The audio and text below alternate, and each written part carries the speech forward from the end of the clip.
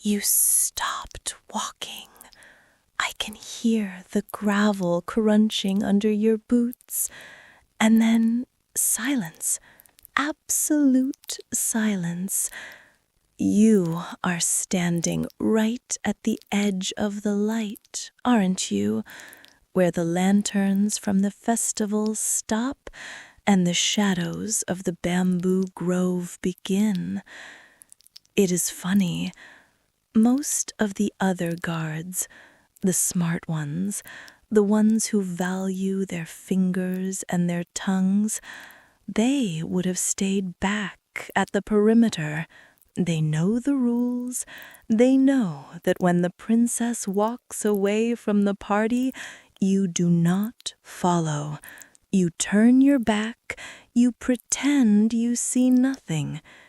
But you are different. You have always been different. You stand there, freezing in the night air, debating whether to take one more step into the dark with me. I can feel your hesitation. It is heavy. It tastes like fear. But you are not turning back, are you? You are just standing there, waiting for permission, or maybe waiting for punishment. You think I did not notice? All night long, while the politicians were bowing to my father, while the sake was flowing and the music was playing, you were supposed to be watching the crowd. You were supposed to be looking for assassins, for rival clan members, for threats. But you weren't looking at the crowd. You were looking at me. Every time I adjusted my sleeve, every time I took a sip of tea, I could feel your eyes on me. It was like a physical weight on the back of my neck, burning, persistent, hungry. You thought you were being subtle, standing in the corner with your arms crossed, looking so stoic and professional. But I saw you. I saw how your jaw tightened when that businessman touched my shoulder. I saw how your gaze lingered on the obi tied around my waist. You looked at me like I was something you were starving for. And now you have followed that hunger right into the lion's den. You know exactly what happens to men who corner the boss's daughter in the shadows. Do not pretend you have forgotten. My father, he is a traditional man. He believes in traditional punishments. If he walked around that corner right now, if he saw his loyal dog standing this close to his precious flower in the dark, he wouldn't even ask you for an explanation. He wouldn't care about your service record or your loyalty. He would just snap his fingers, and by tomorrow morning they would be peeling the skin off your fingers, one by one. You know the stories. You have seen what happens in the basement of the main house. And yet, knowing all of that, knowing the agonizing, bloody death that waits for you if we are caught, here you are, standing 3 feet away from me, breathing the same air, risking everything just to smell my perfume. It is almost poetic, or maybe it is just stupid. So, tell me, why are you here? No, do not speak. I do not want to hear your lies. I can guess. You are going to tell yourself it is for protection. That is the lie you tell yourself to sleep at night, isn't it? You followed me because it is unsafe for the princess to be alone. You followed me to guard me, to shield me. But we both know that is not true. If you were here to protect me, you would have radioed the other teams. You would have called for backup. But you didn't touch your radio. You came alone. You want to be the only one who knows where I am. You want to be the only one who sees me like this, away from the eyes of the clan, away from the heavy expectations of my station. You do not want to protect me. You want to possess me, even if it is just for a minute, even if it costs you your life. You want to know what it feels like to be this close to the thing you are forbidden to touch. Come closer. Stop hovering there like a ghost. If you are going to commit treason, you might as well commit it properly. Step into the shadow of the tree. That is it. Closer, where the moonlight cannot reach your face, where no one can see the guilt in your eyes. It is quiet here, isn't it? The music from the party sounds so far away. It is like a different world. Just the wind in the bamboo and the sound of your breathing. It is getting ragged, your breathing. Short, shallow. Are you realizing what you have done? You have walked away from your post. You have abandoned your duty. You are alone in the woods with the one person who could ruin you with a single word. If I screamed right now, if I tore my sleeve and screamed, you would be dead before you hit the ground. But I am not screaming. And you are not running. We are just existing in this little pocket of silence before the storm. Look at you. You are trembling. I can see it even in the dark. Your hands, usually so steady on your weapon, they are twitching at your sides. And there's a line of sweat running down your temple.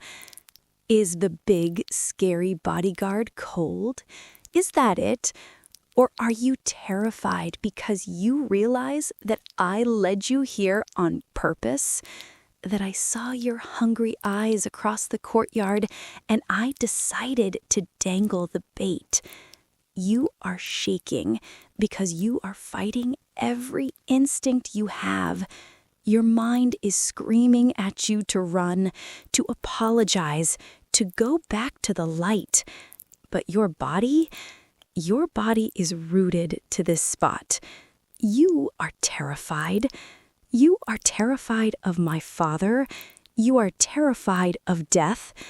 But mostly, you are terrified of what I am going to ask you to do. And the worst part? The part that is making your heart hammer against your ribs like a trapped bird, you are hoping I ask it.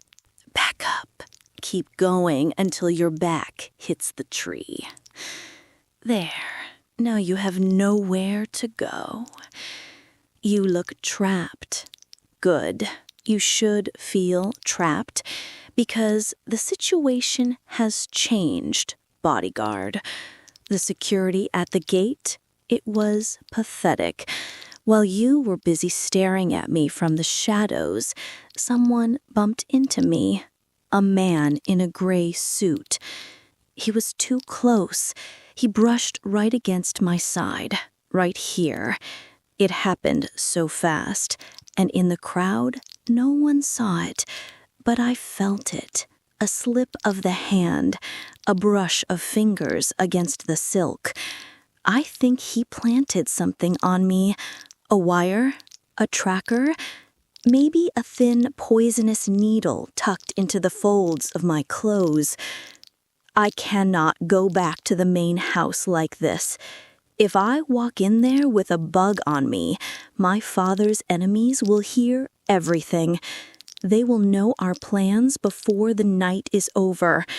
And if it is a weapon, well, I could be dead before the fireworks start. I need to be sure. I need to be clean. I cannot check myself. Look at this kimono. It is traditional ceremonial wear. The obi is wrapped so tight around my ribs, I can barely take a full breath. The layers are heavy, stiff, complicated.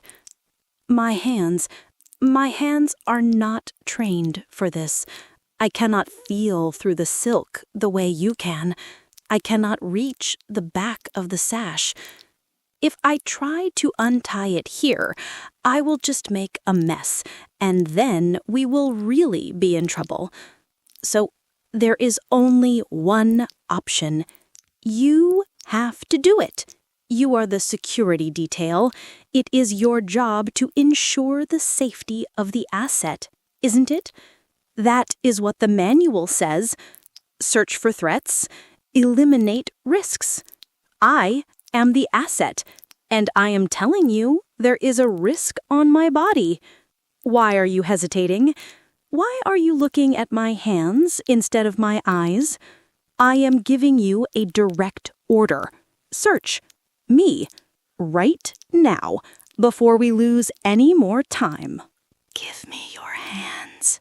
Stop pulling away. Do not make me wrestle you for your own obedience. There. God, your hands are freezing. You have been standing in the cold too long. But you are going to warm them up now. Put them on my waist. Yes, right there. Harder. Press harder. You cannot feel a thin wire or a listening device through 3 layers of reinforced silk if you are being gentle. You are touching me like I am made of glass. I am not glass. I am flesh and blood. And right now, I am a potential target. Do not think about who I am. Do not think about my father. Think about the job. This kimono, do you have any idea what this fabric is? It is hand-painted silk from Kyoto. It cost a fortune. It is worth more than your entire life, probably more than your entire family's life.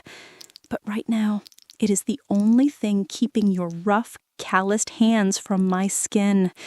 It is just a barrier. Break through it.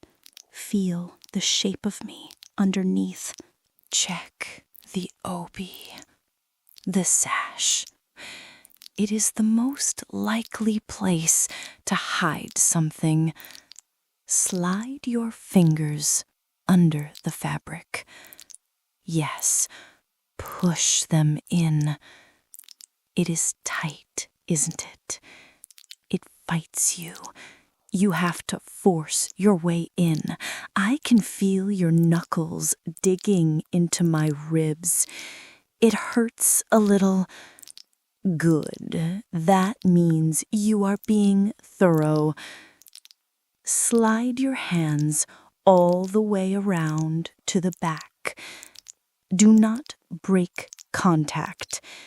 If you lift your hands, you might miss something. That creates a gap in the security sweep. We cannot have gaps. Keep them flat against me. Can you feel the heat radiating off me? The silk is trapping it in. It is suffocatingly warm under here, and your hands are starting to sweat. I can feel them trembling against the small of my back. Are you scared of what you will find? Or are you terrified because you realize how real this is? That you are standing in the dark with your hands wrapped around the boss's daughter, squeezing her, searching her, owning her space. You are not done yet. Move up, higher. The collar. Check the collar. It is loose enough for something to be slipped inside. My neck is exposed. It is the most vulnerable part of me.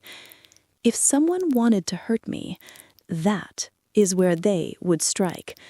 So, you need to protect it. Run your fingers along the edge of the silk, right where it meets my skin. My hair is short, so there is nowhere to hide anything except against the skin. Trace the line of my neck. Do you feel my pulse? It is racing, isn't it? Fluttering against your fingertips like a trapped moth. Why do you think that is? Is it fear? Am I afraid of the assassin? Or is it something else? Maybe my heart is racing because you are touching the untouchable princess. You are committing treason with every inch of skin you map. You could close your hand right now. You could squeeze. You hold my life right there in your palm. It must be intoxicating. Stop. Keep your hands right there. Look at your eyes. They are blown wide, dark. You look like a starving dog who finally got a scrap of meat and is terrified it will be taken away. You liked it, didn't you? Following orders, touching what is forbidden. You didn't just search me, you memorized me. You didn't find a wire, did you? You didn't find a tracker? Because there wasn't one. But you kept searching, you kept touching. You could have stopped a minute ago, but you didn't. You wanted to be sure, or maybe you just wanted to touch. It doesn't matter now. You have crossed the line. There is no going back to the perimeter after this. You are tainted. You have put your hands on the boss's daughter. You are mine now, completely. And you know the best part? You don't even want to let go. Stay. Do not move. Don't you dare twitch a muscle. I can feel your entire body tensing up. To run, to be the hero, to rush toward the noise. But you are not going anywhere. Listen. Just listen. Do you hear that? The shouting, the glass breaking, the sirens in the distance wailing like mourning women? That is not a drill, and it is not a mistake. That is the sound of the world changing. That is the sound of a power vacuum opening up right in the center of the clan. If you run out of these woods now, if you step back into the light, the men in gray suits won't ask for your ID. They will put a bullet in your head before you can even raise your hands. So, unless you have a death wish, you will keep your back against this tree, and you will keep your eyes on me. You are safe here, as long as I say you are. My father is dead by now. Or if he is unlucky, He is dying slowly. I made sure the west gate was unlocked at exactly 9 p.m. I made sure the heavy guard rotation was delayed, and I made sure the only person who could have possibly intervened, his loyal, sharp-eyed dog, was busy, distracted, occupied in the woods. Look at me. Stop looking at the main house. It is over. The old regime is bleeding out on the tatami mats while we stand here in the moonlight. Did you really think I was just a pretty ornament, a delicate flower in a yellow silk kimono, waiting to be sold off in an arranged marriage to some fat politician? You looked at me and saw a victim. You saw a princess who needed saving. That is why you are so easy to manipulate. You see what you want to see. You never looked close enough to see the knife hidden in the sleeve. I orchestrated everything. Every shift change, every bribe, every blind eye turned. But I needed one thing to make it perfect.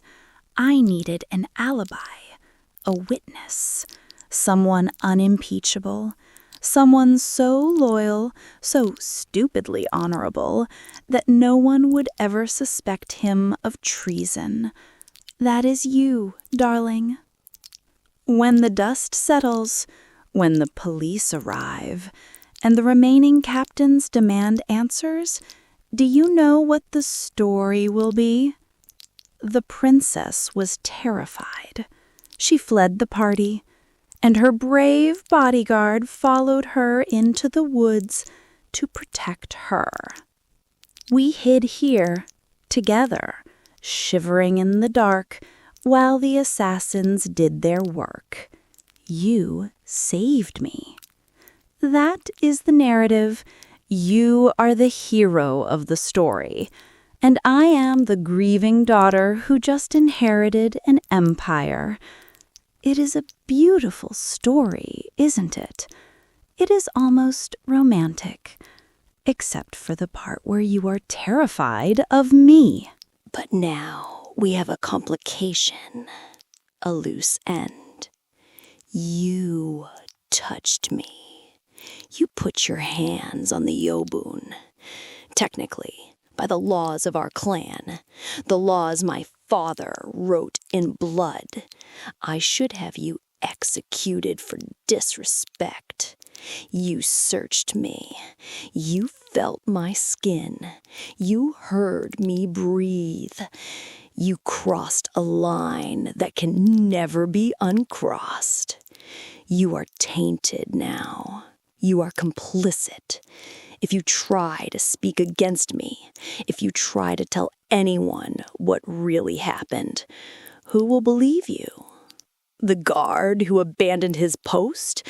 The man who had his hands under the boss's daughter's clothes while her father was being murdered? No one will believe you were just following orders. They will think you were taking advantage of me, or worse, they will think you were in on it. You are trapped, dog. You are in the web with me, and there is only one way out. I need a dog, not a guard, not a soldier. I have plenty of those. I can buy soldiers. I need a pet, someone who knows the truth and is too afraid to speak it, someone who belongs to me, body and soul. You have two choices right now. you can walk out of these woods alone, and I will scream. I will tear this expensive silk.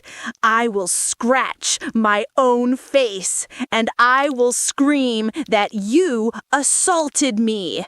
You will be hunted down and skinned alive before sunrise.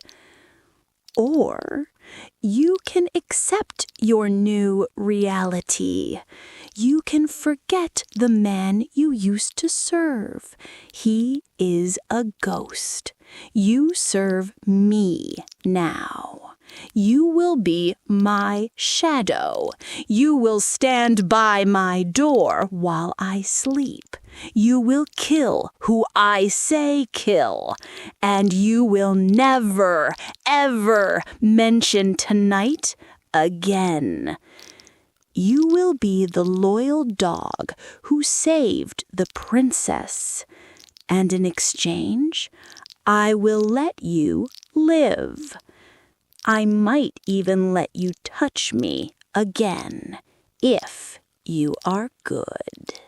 Make your choice. I see it in your eyes. The survival instinct kicking in. Good. I knew you were smart. Now, prove it. I do not want your word. Your word means nothing to me. I want your submission. Fix your tie. Wipe that sweat off your forehead. Stand up straight. Now, lower yourself. Down. All the way down. Kneel in the dirt. Ruin your uniform. It doesn't matter anymore. You answer to me. Look up at me. Look at the face of your new master. Take the hem of my kimono, this silk you were so afraid to touch, and bring it to your lips. Kiss it. Swear your life to me. Do it. Good boy.